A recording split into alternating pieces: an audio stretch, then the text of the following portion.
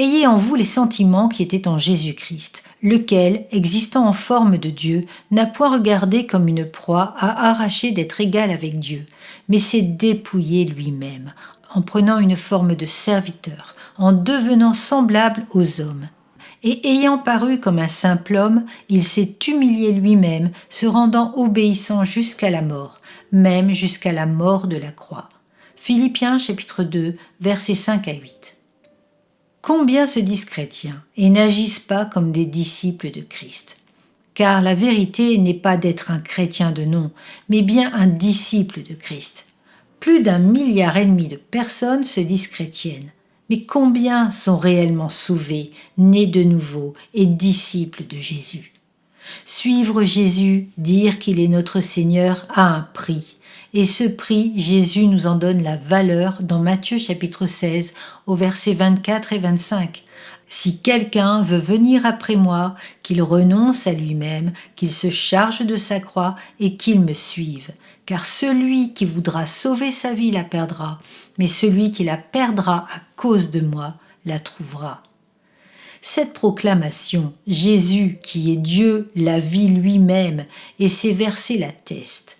Mais il s'est dépouillé lui-même, en prenant une forme de serviteur, en devenant semblable aux hommes, et ayant paru comme un simple homme, il s'est humilié lui-même, se rendant obéissant jusqu'à la mort, même jusqu'à la mort de la croix. Même si nous n'avons pas à subir la croix et l'humiliation sous cette forme et terrifiante intensité, nous ne sommes pas moins invités à vivre dans la souffrance et l'opposition réservée à ceux qui ne sont plus du monde et qui vivent pourtant dans ce monde.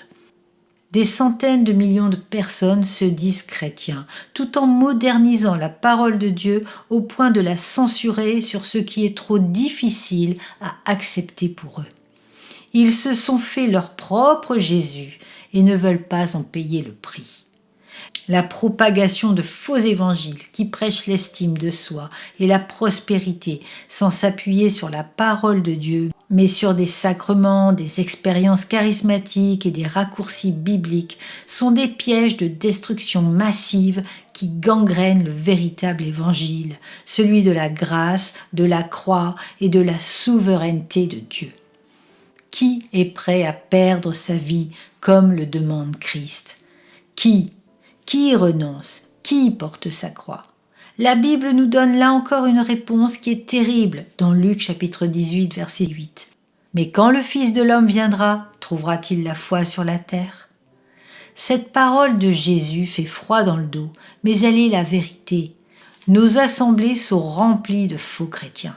Cependant, les élus de Dieu sont aussi dans ces assemblées pour éclairer et participer au sauvetage céleste, pour évangéliser aussi dans les assemblées. Et oui, c'est difficile à entendre, mais c'est une réalité.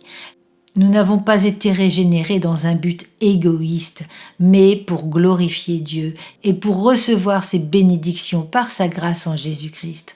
Notre rôle d'ambassadeur est d'éclairer et de faire briller la lumière de notre Seigneur afin d'en sauver le plus grand nombre selon son bon vouloir. Père, donne-nous la force et le courage d'apporter le bon message et d'abandonner nos vies entre tes mains. Que tout soit à ta gloire et rien que pour ta gloire, Père éternel.